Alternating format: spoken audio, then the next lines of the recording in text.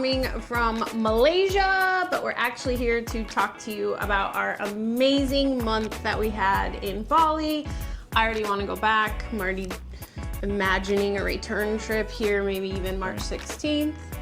But yeah, Bali was a wonderful time filled with so much connection and really felt like home, I guess, for me. I don't know, what are your thoughts, Pat? Yeah, I think it was the first place on our trip that we felt like we were actually living there. Yeah. We got settled in and things kind of just started flowing. Hey, Pat. What's up? First grocery trip. Did you get Lincoln yet? No, you told me you would. Oh, All the things.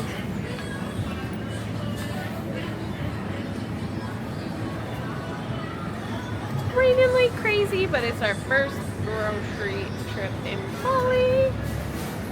We're at Festive. We already went to the Whole Foods this morning. And yeah. Say hi. Hi. Yeah. We had an apartment and I got my first home cooked meal by Patrick in 9 weeks, which I know you're not supposed to place weight on, but it was amazing. Pat cooked every day. I think we only ate out twice, which was the first night and then one of the last nights with some amazing friends we met while surfing. So I bring up surfing. Surfing was really the theme of Bali, right? Yeah, pretty much. Surfing and watching movies of David. Yeah, that's why that was my inspiration to going to Bali, was to just get back into surfing myself. I grew up surfing and I hadn't surfed in like years, so I was like, well, it was like always on my bucket list as a kid, and I was like, if we're in Southeast Asia and I don't go to Indonesia, Bali to go surfing, I'm gonna like regret it later on. Yeah. So there was a window of opportunity to go, opened up, and we took it. So. Yeah. And I mean, one of the big things is we never planned to go to Bali. I know you brought up like if there's an opportunity, take it, but we literally said like no Bali. Yeah. We felt like it's very tourist, very, you know, everybody's going there. So we just didn't feel like that was the vibe we wanted. And then we ended up in like the most touristy area there was. We went to Canggu. But we didn't partake in a lot of that. We were home a lot. We worked. We watched lots of movies on the big projector screen. And then our main focus was surfing and really allowing Spirit to guide us in this. Pat, like he said, grew up surfing and wanted to get back to surfing. I had never surfed. I've loved water my entire life.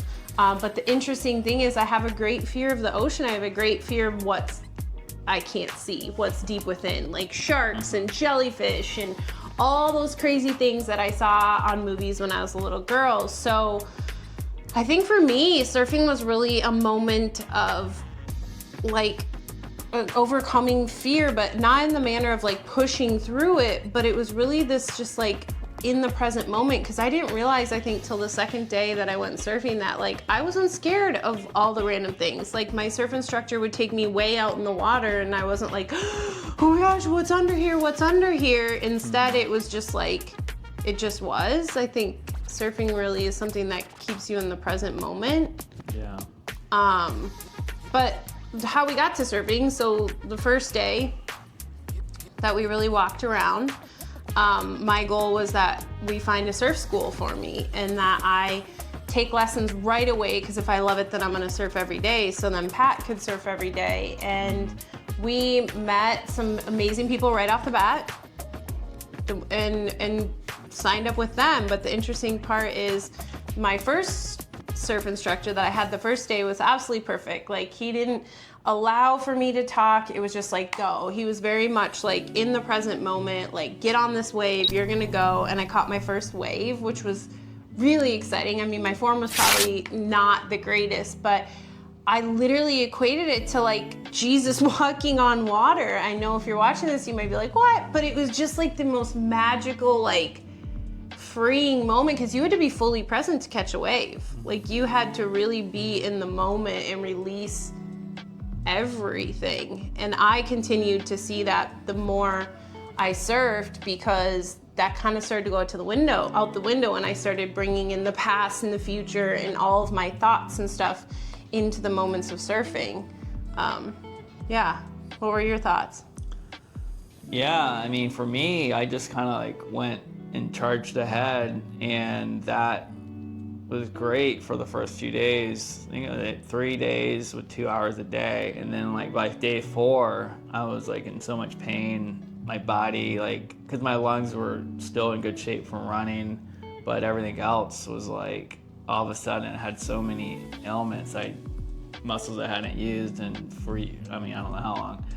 So like that put me out of commission for a little bit, for like a couple weeks. So I had to take some time off, and then like we eventually got back out there. Yeah. But yeah, I mean, it was a great experience, especially day 1. Like it's like I felt like I was catching every wave, and it was like just a good remembrance of what I had done in the past, and like why I enjoyed it so much. So that was like a good experience. Yeah. I think for me, one of the things is like Spirit will use your preferences to help you unwind and awaken. And I really feel like surfing was used that for us.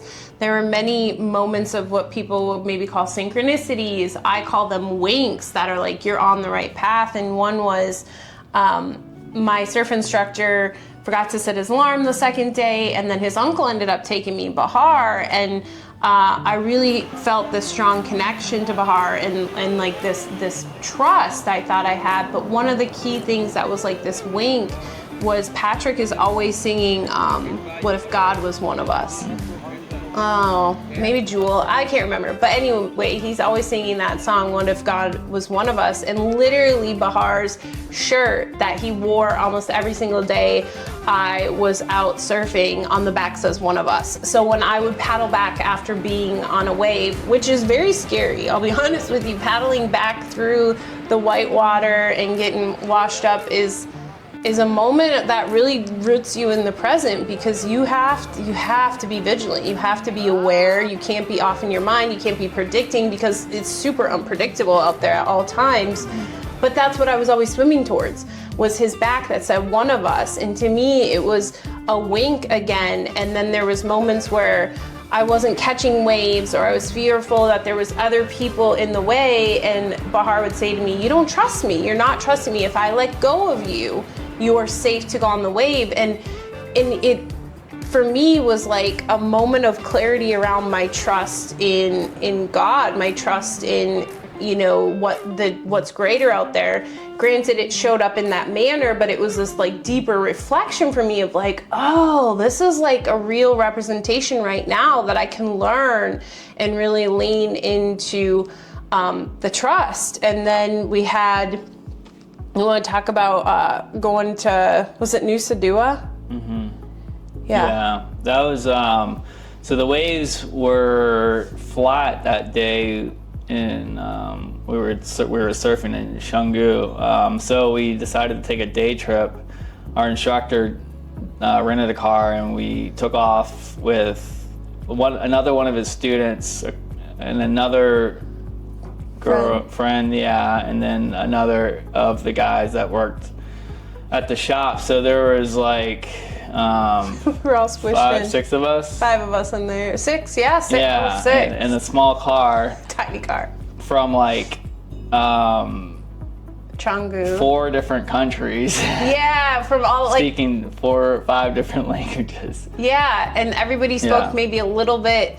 I mean, we fully spoke English, right? But that was like the main language we were all trying to communicate in. And it was just another one of those moments like we talked about in the Ko Mook video, where you just really realize how language actually becomes a barrier at some point, and that you can communicate so much better without it. So we took off, and it was like an hour or so trip.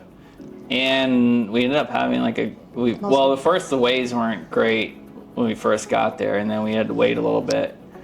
And then we finally got to go surfing, and it was like a really good day. We went surfing, and then came back, had lunch, had more good conversations. Car actually didn't get started. The car battery died. That was another fun experience. So we found ourselves like pushing a car in the parking lot trying to get it to jump start. Yeah. So it was like just like, but like everything was like, felt like we were in spirit the whole time. It was fun. It was like just a good day. Yeah. Oh yeah, and then another one, our friend actually met us there, and he was filming us. Han, who now edits some of our videos. Yeah, so there was actually like quite a few of us there. Yeah. And Han, like, he came to record us, and you'll hopefully see some of the recordings he did. But he's just like this most joyful, always happy, always laughing individual. And he was in the water, and like you could just barely see his head in the water with his little GoPro. And I would go surf towards him, and I think I caught 23 waves that day. That was a beautiful, like you said, spirit-led day. That immediately led into the next day of just trash. Complete trash. You were in so much pain. Yeah, it was like the day that like put me over I was already in pain that day surfing. And good thing it was like a clean day and I was able to just catch waves without too much effort. But then like the next day, I was just like, I had to call it quits. Yeah. And then you had your ailments also. Yeah. Well, I got wrapped up in the washing machine and got smacked in the face with my board. Yeah, and the next day. And it had been raining like crazy, so the water was like not very clean. I mean, Canggu's water isn't always very clean looking, but this was pretty brown, and I proceeded to get very sick that night, and for a good week was sick. But I think it really provoked some deeper fear within me. And I stayed away from surfing for 2 weeks. We didn't go back surfing for 2 weeks. We really just kind of like nestled in and really went deeper within ourselves. And we had a day with my friend Melissa, who I actually wrote a chapter in a book with 3 years ago. I've never met her in person, and she lives in Bali, and I met up with her and her girlfriend Kiki. And Kiki is Mama Bali Tours. If you're watching this, hire, they're amazing. But we hired her for the day to take us around, and Melissa came with. And I remember telling Melissa, we just want a spirit-led day, inspired, but I don't want any of that tourist trash. Meaning I don't want those Bali swings. I don't want, you know, the quintessential Bali photo in between the two cement posts.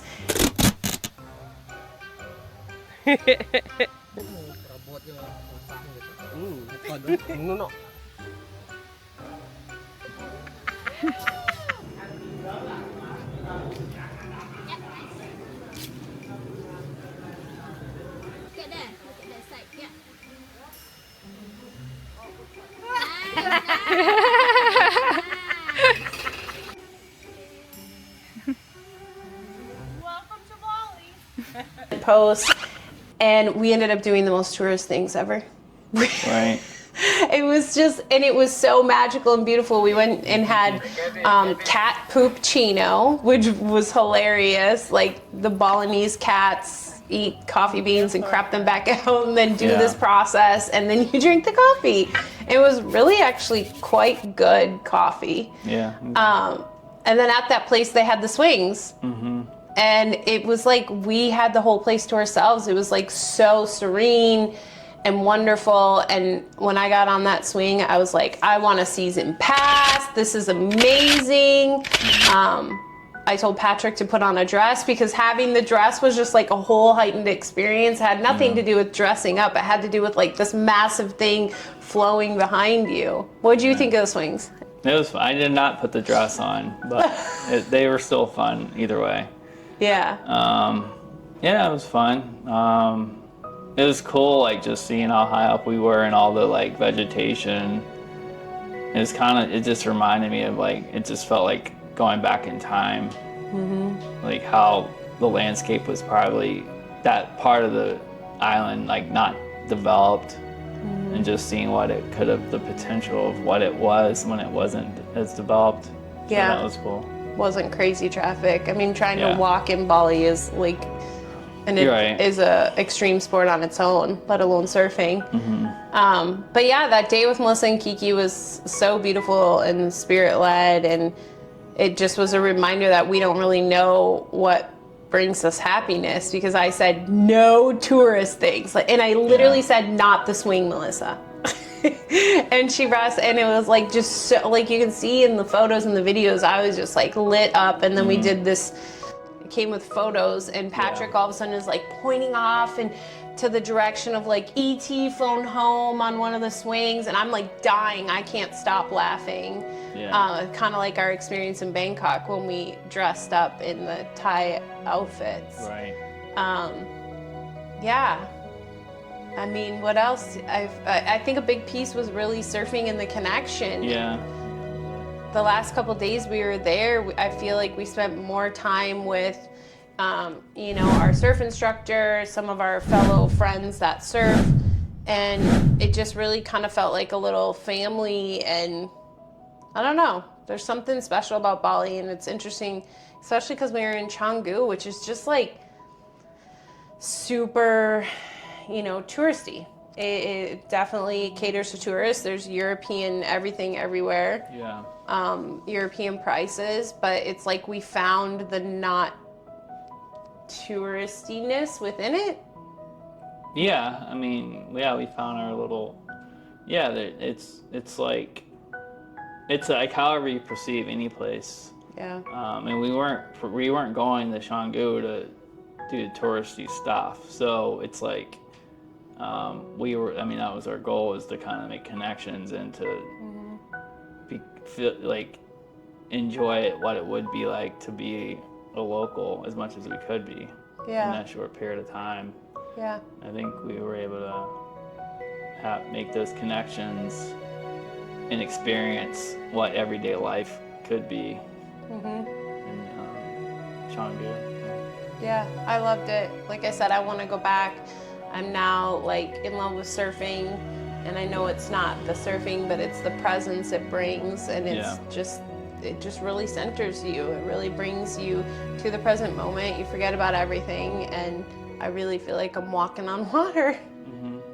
But yeah, I would say Bali was a beautiful, beautiful place of connection and just remembrance of, we don't really know what it's all for. I mean, like, the surfing was used to provide us with the present moment, but it was also forced us into the body, right? It forced us into moments of pain and suffering, or so we thought, like with my eye and sickness. But then it was all about bringing it back out and really being present in the moment.